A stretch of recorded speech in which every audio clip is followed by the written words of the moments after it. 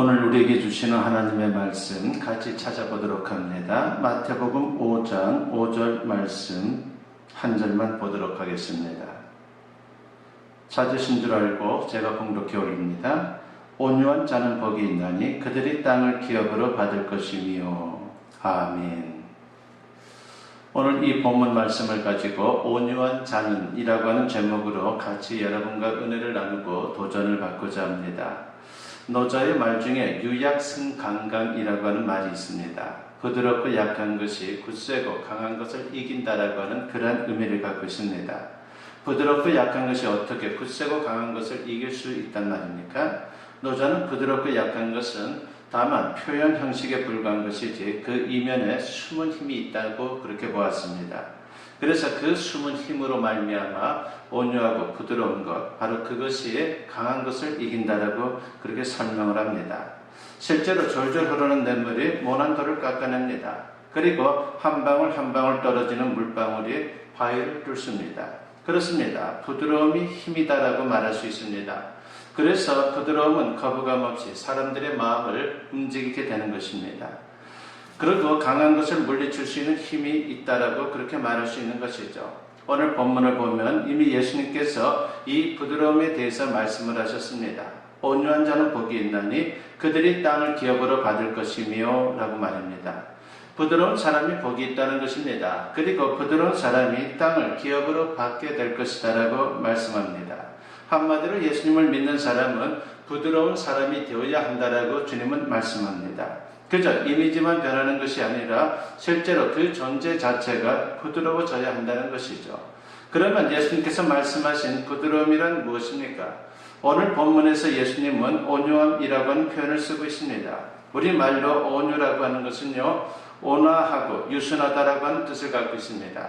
쉽게 풀어보면요, 성품이 따뜻하고 부드럽다고 하는 그런 뜻인 것이죠. 여기서 중요한 것은 온유하다라고 하는 것은 다른 사람들과의 관계에서 나타나는 것입니다. 다른 사람들이 그 사람의 성품이 따뜻하고 부드럽다라고 느낄 때에 온유하다라고 말하는 것입니다.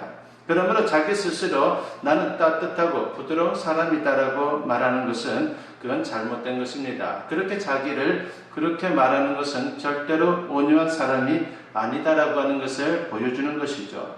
그러면 구체적으로 온유한 성품은 어떤 것입니까? 첫째, 온유한 사람은 겸손하다라고 하는 것입니다. 성경을 보면 겸손과 온유가 비슷한 뜻으로 함께 사용되고 있다라고 하는 것을 우리가 볼 수 있습니다. 마태복음 11장 29절 말씀을 보면 예수님께서 나는 마음이 온유하고 겸손하니 라고 말씀을 하셨습니다. 그리고 에베소서 4장 2절에서 사도 바울은 모든 겸손과 온유로 하고 라고 그렇게 말씀을 합니다. 그러니까 겸손한 사람이 온유하고 온유한 사람이 겸손하다라고 하는 뜻입니다. 사실 자기를 낮추어야 다른 사람을 따뜻하고 부드럽게 대할 수 있습니다.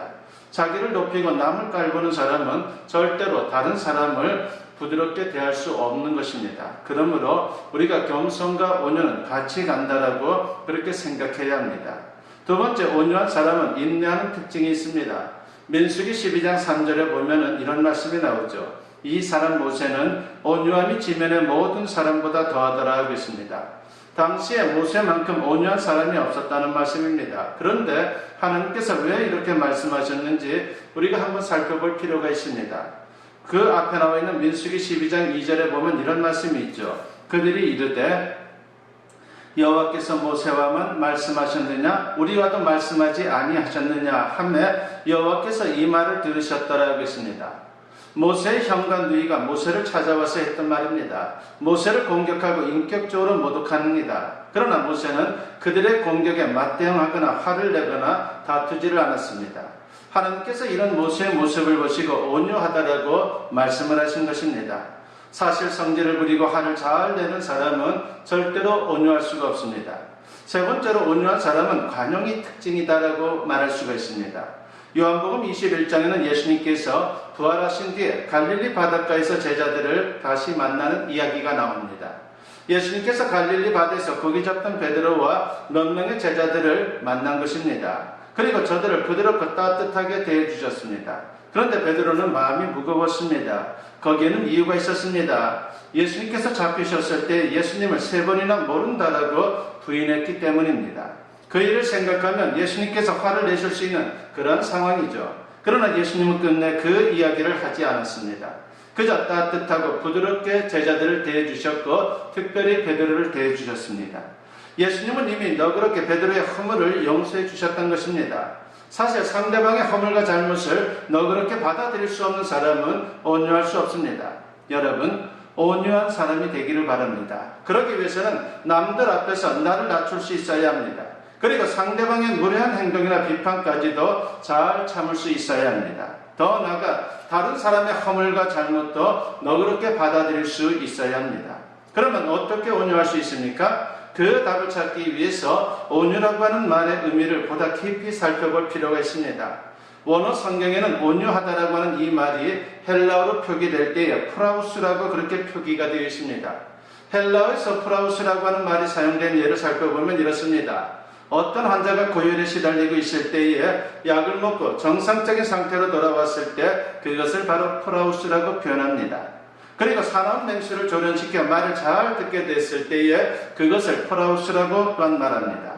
이 말을 사람 성품에 사용할 때는 힘이 잘 조절되어 그것이 성품에 나타나는 특성이다라고 말할 수가 있습니다.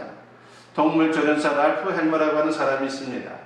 이 사람이 쓴 책 중에 잠바라고 하는 책이 있죠. 자신과 잠바라고 하는 사자가 18년 동안 함께 살면서 겪은 이야기를 책으로 만든 것입니다. 이 책을 보면 도저히 믿기 힘든 장면이 소개됩니다. 랄프 헬머가 설립한 아프리카 USA라고 하는 동물보호소가 홍수로 유실되는 그러한 상황에 직면하고 말았습니다. 그러면서 축사가 무너져 내렸습니다. 조련사들이 동물들을 구하려고 물속으로 뛰어듭니다. 물이 차오르는 축사에서 맹수들이 참을성 있게 조련사를 기다리고 있습니다. 조련사가 축사문을 열자 맹수들이 침착하게 헤엄쳐서 물가로 나오기 시작합니다. 그러던 중에 조련사가 기진맥진하고 있는데 놀랍게도 그 맹수들이 헤엄치며 조련사를 물가로 인도해 나온 것입니다. 바로 랄프 헬머의 애정 조련법이 맹수들을 변화시켰다라고 하는 것입니다. 그래서 사람과 맹수 사이에 신뢰가 쌓이면서 사람이 사자를 구하고 또 사자가 사람을 구하는 그런 생각지도 못한 일이 벌어진 것입니다. 그렇습니다. 예수님께서 말씀하신 온유는 사람이 본래부터 타고난 성품이 아닙니다. 사자같이 차갑고 거칠 듯한 성품의 사람이 하나님 사랑의 조련을 받으면서 양처럼 따뜻하고 부드럽게 변화된 성품, 그것이 바로 온유인 것입니다. 성경의 그 대표적인 인물이 모세입니다. 원래 모세는 공명심과 혈기로 가득 찼던 사람입니다. 그리고 자기의가 강한 사람이었죠. 그래서 동족을 괴롭히는 애굽 사람을 만나고 그 사람 앞에서 분노하여 그 사람을 죽이기까지 했습니다. 그리고 미디안 광야로 도망가서 40년 동안 양을 치면서 연단의 세월을 보냈습니다. 이때 모세는 하나님의 조련을 받으면서 성품이 온유하게 다듬어졌던 것입니다. 이렇게 볼 때 우리가 온유하게 되는 구체적인 길은 분명합니다. 하나님께 조련되는 것입니다. 하나님 사랑의 조련을 받을 때에 우리가 힘써야 할 것이 있습니다. 그것이 그 중에 하나가 성령 충만해야 한다라고 하는 것입니다. 사도 바울은 갈라디아서 5장 22절과 23절에서 이런 말씀을 합니다. 오직 성령의 열매는 사랑과 희락과 화평과 오래 참음과 자비와 양성과 충성과 온유와 절제니 이 같은 것을 금지할 법이 없느니라 하고 있습니다. 사도 바울은 온유를 성령의 열매 가운데 하나로 말씀합니다. 성령은 우리 안에 임하여서 먼저 예수님을 믿게 하고 믿음으로 구원받아 하나님의 백성이 되게 합니다. 그리고 구원받은 성도들 안에 거하면서 그 사람을 변화시켜 하나님의 백성답게 만들어 간다라고 하는 것입니다. 이런 식으로 성령의 열매를 맺어가면 우리 주변 사람들이 우리의 모습에서 예수님을 보게 되는 것입니다. 스웨덴의 장애인 가수 중에 레나 마리아라고 하는 분이 있습니다. 그는 가스펠 가수이면서 장애인 수영 국가대표 선수이기도 합니다. 88년도에 서울 장애인 올림픽에 참가했고 그 후에도 우리나라에 와서 몇 차례 콘서트를 한 적이 있었습니다. 그의 몸은 태어날 때부터 양팔이었고 한쪽 다리는 짧습니다. 예수님의 능력으로 양팔이 생기고 발이 한쪽 다리가 길어졌다면 얼마나 좋았겠습니까? 그러나 그런 기적은 그에게 일어나지 않았습니다. 여전히 그 모습 그대로입니다. 그러나 예수님을 모신 그의 마음, 그의 인격은 예수님처럼 변화되었다라고 하는 것입니다. 정상인처럼 아무런 구김살 없이 그렇게 지냅니다. 항상 기뻐하며 해맑은 미소를 보여줍니다.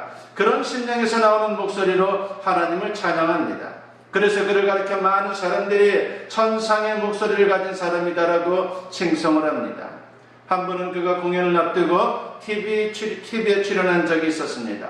그 자리에서 이런 질문을 받았죠. 레나, 당신은 왜 그렇게 밝을 수 있습니까? 라고 말입니다. 그녀는 머뭇거림 없이 이런 대답을 합니다. 아, 그거요? 성령님이 나와 함께 하시기 때문입니다. 성령은 내 삶을 움직이고 계시며 내가 필요한 것을 채우며 또 내 곁에서 위로해 주시고 새 힘을 주십니다. 라고 했습니다. 여러분 어떻게 생각합니까? 이건 기적이 아닙니까? 놀라운 인격의 변화, 이것도 기적이다라고 말할 수가 있는 것입니다. 그러므로 우리 중에 누구도 형편이나 조건 때문에 예수님의 능력이나 인격을 나타낼 수 없는 사람은 없습니다. 성령의 열매란 이렇게 성령이 거하면서 성도들을 변화시켜 나타난 성품의 특성입니다. 그 중에 하나가 온유인 것이죠. 그렇습니다. 온유는 성령께서 우리 안에 거하면서 새롭게 빚어진 성품입니다. 우리 스스로 만든 성품이 아닙니다. 그래서 우리는 늘 성령으로 충만해야 하는 것입니다. 온유할 수 있는 두 번째는 예수님께 배우는 것입니다. 늘 예수님을 생각하면서 그분의 모습을 보면서 우리가 도전을 받아야 된다라고 하는 것입니다. 예수님은 분명히 말씀하셨죠. 마태복음 11장 29절에 보니까 나는 마음이 온유하고 겸손하니 나의 멍에를 메고 내게 배우라 하겠습니다. 예수님께서 온유한 분이기에 우리가 예수님의 온유를 배워야 한다는 것입니다. 그렇습니다. 예수님은 온유함의 모델입니다. 그래서 우리는 예수님을 본받으려고 노력해야 합니다. 우선 예수님의 겸손을 우리가 배워야 합니다. 다른 사람들 앞에서 자신을 낮추는 그분의 모습을 우리가 본받아야 합니다. 다음으로 예수님의 인내를 배워야 합니다. 십자가를 지며 온갖 모욕과 비난을 받으면서도 묵묵히 참으셨던 그분의 모습을 우리가 본받아야 합니다. 그리고 예수님의 관용을 배워야 합니다. 철없는 제자들이 잘못을 저질러도 너그럽게 지켜보시고 관용을 베푸시며 기다려주셨던 그 주님의 모습을 우리가 본받아야 하는 것입니다. 오늘 본문을 보면 온유한 자는 복이 있나니 그들이 땅을 기업으로 받을 것이며 라고 했습니다. 우리가 온유한 성품을 갖게 되면 땅을 기업으로 받는다고 했습니다. 사실 이 말씀은 쉬운 말씀처럼 보이지만 사실 그렇지 않습니다. 이해하기가 어려운 말씀이죠. 성품이 온유한 것과 땅을 기업으로 받는 것이 도대체 무슨 상관이 있단 말입니까? 온유한 사람이 정말 이 세상에서 많은 땅을 갖게 된다는 그런 의미입니까? 그런데 팔복 말씀 중에 첫 번째가 심령이 가난한 자는 천국을 얻는다라고 하는 말씀이 있습니다. 그렇다면 천국을 얻는 사람과 땅을 얻는 사람이 다르다는 것입니까? 다시 말해 심령이 가난하면 천국을 얻고 온유하면 땅을 얻는다는 겁니까? 정말 이렇게 구분되는 겁니까? 이 말씀을 이해하려면 땅을 기업으로 받는다라고 하는 말을 우리가 이해해야 합니다. 우리는 이 말을 이해하기 쉽지 않지만 당시 예수님의 말씀을 듣고 있던 제자들과 무리들은 그 뜻을 어렵지 않게 이해할 수 있었습니다. 저들이 유대인들이기 때문이죠. 오랜 세월 조상들로부터 들었던 그러한 말씀들이 있었기 때문에 저들은 충분히 이 말씀을 이해했다라고 하는 것입니다. 유대인들에게 땅은 하나님의 약속의 매개체입니다. 하나님께서 아브라함을 부르실 때에 내가 네게 보여줄 땅으로 가라는 말씀을 주셨습니다. 그리고 아브라함이 가나안 땅에 도착했을 때 내가 이 땅을 네 자손에게 주리라고 약속을 하셨습니다. 이후로 이스라엘 백성들에게 땅은 하나님 약속의 중심에 자리했고 가나안 땅은 약속의 땅이 되었다라고 하는 것입니다. 이스라엘 백성들이 애굽으로 내려간 후에 저들이 430년 동안 종살이를 끝내고 출애굽했을 때에 저들이 나아갔던 것이 바로 약속의 땅 가나안이었습니다. 저들이 가나안 땅으로 돌아가려고 했던 것은 하나님의 약속 때문입니다. 저들은 바로 그 약속을 믿고 가나안 땅을 향해 나아갔고 그리고 그 땅을 차지했다라고 하는 것입니다. 그러니까 이스라엘 백성들에게 땅을 기업으로 얻는다라고 하는 것은 바로 하나님의 약속이 이루어진다라고 하는 그런 의미가 되는 것입니다. 결국 땅을 기업으로 받는다는 것은 하나님의 백성들이 이 세상을 사는 동안 하나님의 약속이 이루어지는 것을 보게 되고 그리고 경험할 수 있다는 말씀입니다. 그래서 심령이 가난한 사람은 천국을 얻게 되고 온유한 사람은 그뿐만이 아니라 이 세상에 살면서도 하나님이 약속하신 그 말씀이 이루어지는 것을 체험하게 되는 것입니다. 그러면 왜 온유한 사람이 땅을 기업으로 받습니까? 왜 온유한 사람이 하나님의 약속의 성취를 체험할 수 있습니까? 하나님께서 약속하시고 그 약속을 이루는 것을 화가가 그림을 그리는 것으로 비유할 수 있을 것입니다. 하나님은 우리를 붓으로 사용하여 그림을 그리려고 합니다. 하나님께서 원하시는 그림이 그려지려면 하나님 손에 들려져 있는 그 붓이 부드러워야 합니다. 붓이 강하고 뻣뻣하면요, 하나님께서 그리고자 하는 그림을 제대로 그릴 수가 없습니다. 그러나 붓이 부드러우면 하나님께서 그리고자 하는 그림을 잘 그릴 수 있다라고 하는 것입니다. 그래서 걸작이 나오는 겁니다. 이렇게 볼 때 온유는 하나님께서 그리고자 하는 대로 반응하여 움직일 수 있는 부드러운 상태를 말하는 것입니다. 그러니까 진정한 온유는 하나님께 반응하는 우리의 태도를 말합니다. 그리고 하나님은 이렇게 온유한 사람을 통해서 하나님의 약속을 이루어 가신다라고 하는 것입니다. 그래서 온유한 사람이 하나님의 약속의 성취를 체험하는 것입니다. 하나님은 우리가 부드러워지기를 원합니다. 우리가 부드러워져야 하나님께서 기이 쓰는 도구가 되어 하나님의 역사에 동참할 수 있습니다. 그러기 위해 더욱 성령 충만하시기 바랍니다.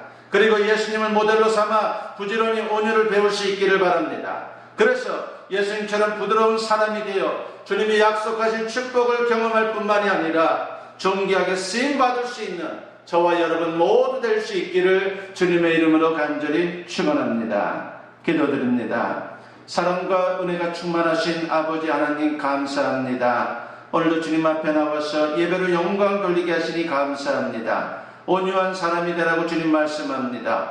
우리의 심령에 우리의 본능을 따라서는 온유할 수가 없습니다. 하나님의 영이신 성령으로 충만하게 하시고 예수님을 본받는 우리의 신앙을 통해서 우리 모두가 온유한 자들 되게 하시오며 온유한 우리의 심령을 통해서 주님이 그려가시는 그런 놀라운 역사를 체험할 수 있는 하나님의 사람들 다 되게 하여 주시옵소서. 아버지 하나님, 온유한 심령이 이 시대에 너무나도 필요합니다. 아버지 하나님, 우리 온유한 주님의 백성들, 저들이 있는 곳에 주님의 역사가 나타나게 하시고 주님의 나라가 확장되게 하시고 진정 모든 이들이 살아나는 그런 놀라운 은혜를 경험할 수 있도록 주님 역사여 주시옵소서. 감사드리옵고 예수님의 이름으로 기도드리옵나이다. 아멘.